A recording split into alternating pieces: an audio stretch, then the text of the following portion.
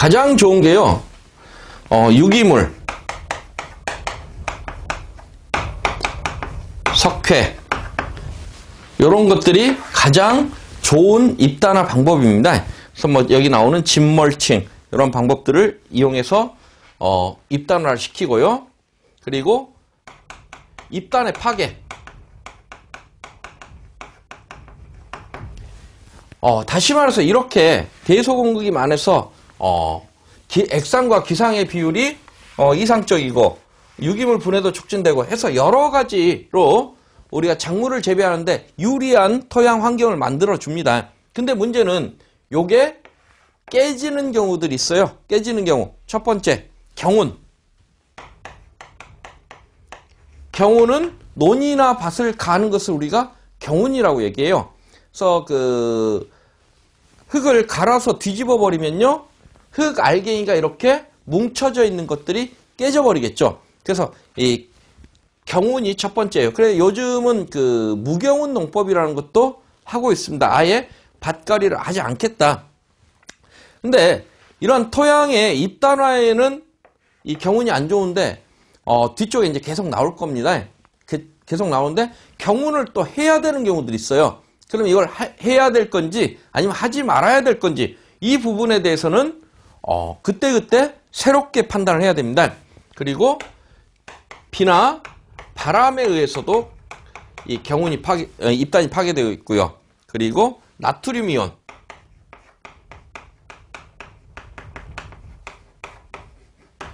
토양의 팽창과 수축, 뭐 이런 여러 가지 원인으로 입단이 파괴가 됩니다. 지력. 토양은 지표면에 부드러운 흙으로 3차원적인 구조를 갖고 있으며 작물체를 기계적으로 지지하고 양분을 공급해주는 작물의 생육터전이다. 그래서 토양은 온도의 급격한 변화를 억제하는 물질의 대표적인 것이다. 대표적인 것이 물이다. 그래서 이제 건토보다는 습답이, 그러니까 말라져 있는 토양보다는 물을 많이 머금고 있는 토양이 온도 변화가 더 적습니다. 토양은 암석의 풍화물로서 주로 광물질로 구성되어 있는 지각의 표면부로부터 동식물 유체들이 섞여 있는 유기물의 토양 공급 및 수분의 공급이 늘고 있다.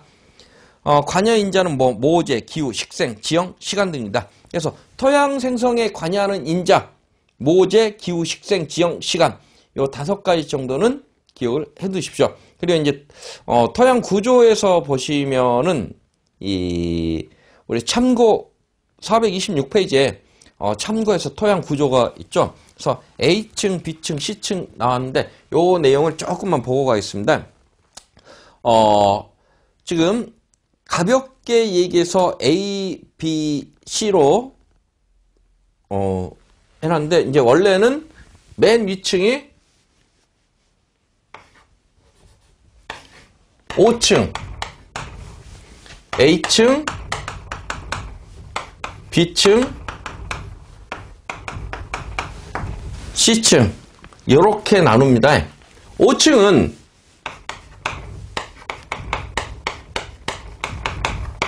유기물층이라고 얘기를 해요. 근데 이 유기물층은 유기물이라는 게 뭐죠? 우리가 흔히 말해서 유기라는 표현도 쓰고 무기라는 표현도 씁니다. 유기, 무기.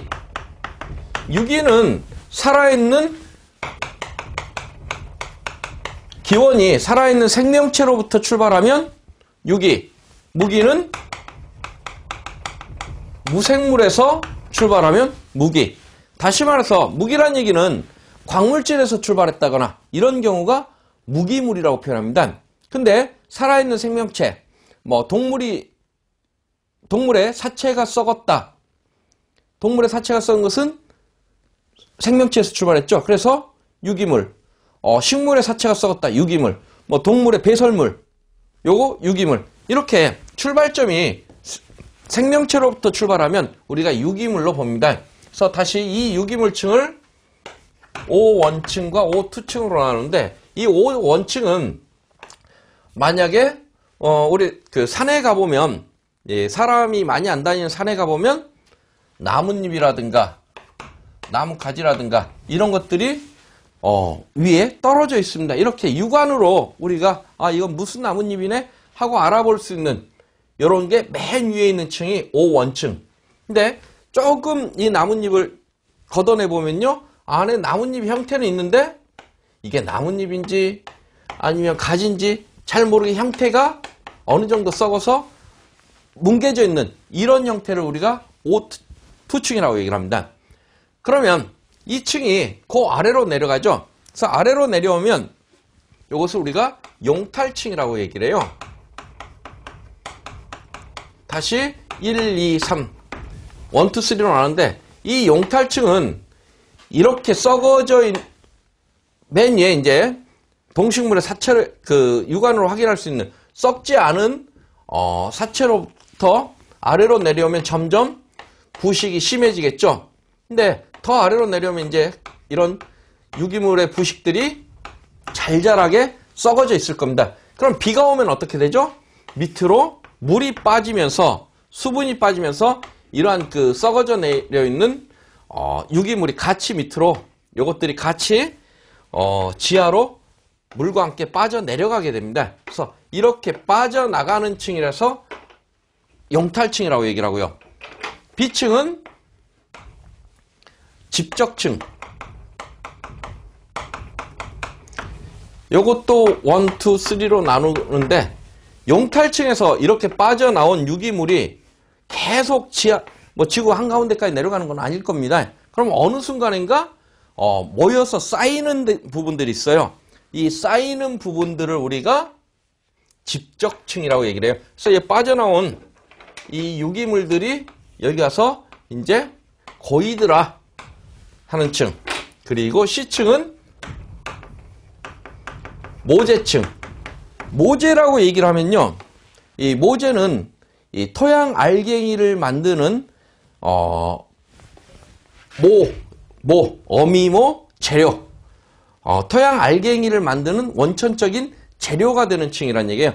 다시 말해서 커다란 바위가 쪼개지고 또 쪼개져서 잘 자란 토양 알갱이가 되죠. 그런데 이런 자갈이라든가 돌멩이 이런 걸로 이루어진 층.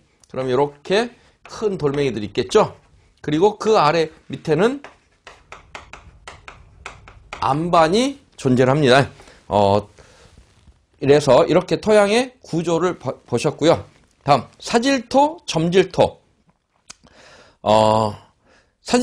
사질토양은 토양 성분에서 사토와 사양토를 포괄적으로 부르는 용어로 모래 입자와 점토의 함유 비율이 많은 토양이다. 화강암, 편마암이 풍화된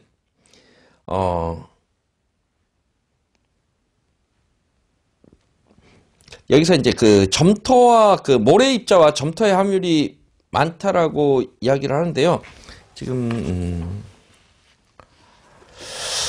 다음 페이지 한 장 넘겨서 427페이지 한번 보실까요? 보시면은 모래 속에 점토 함량이 구분되어 있는데, 이 사질토는 모래 함량이 높은 흙을 사질토라고 표현하고 있어요. 그래서 사토, 다시 우리 원래대로 넘어오겠습니다. 화강암, 편마암이 풍화된 것으로 대체적으로 모래 비율이 70% 이상, 점토의 비율이 15% 미만인 경우를 가리킨다 해서 모래의 비율이 높고 점토의 비율이 낮은 것, 이것들을 우리가 사질토양이라고 얘기를 해요. 우리 이제 427페이지 이 표하고 같이 한번 보도록 하죠. 그래서 사토라는 게 있고요. 사토는 모래흙이겠죠. 반대되는 개념으로 양토, 식토라는 게 있습니다. 식토. 요것은 사토는 모래의 비율이 높은 거, 그리고 식토는 점토의 비율이 높으면 식토. 요 중간에 한가운데를 양토라고 얘기를 합니다. 그러면 양토는 사토와 식토가 골고루, 다시 말해서 모래와 점토가 골고루 섞여 있는 상태를 얘기를 하겠죠. 그래서 양토는 양토인데 사토 쪽에 가깝다 해서 사양토,